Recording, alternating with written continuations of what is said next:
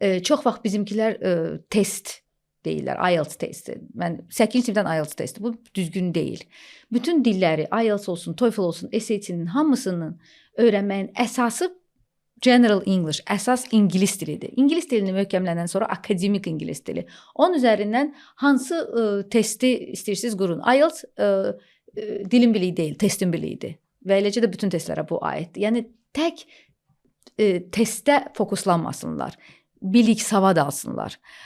Sonra bizdə bir dənə bir şey mövcuddur ki, son 2 ildə bizim tələbələr elə bilirlər ki, məktəbin biraz boş, necə deyim, biraz belə qeyri-ciddi yanaşırlar və əsasən yenə də testlərlə məşğul olurlar. Mən deyərdim ki, mütləq o fənləri özünüz individual şəkildəmi, məktəbdəmi fərqi yoxdur, amma onların üzərində işləmək lazımdır. Bayaq dediyimiz kimi sonradan siz onların universitetdə təhsil alanda o fənləri keçəcəksiniz. O boşluqlar sonra özünü çox göstərir və əsas onu bilmək lazımdır ki, qəbul olmaq hələ hər şey demək deyil.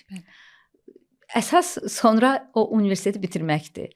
Avropada təhsil və amansız da barədə güclü akademik biliklər istəyir. Buna fokuslanmaq lazımdır, bunu düşünmək lazımdır.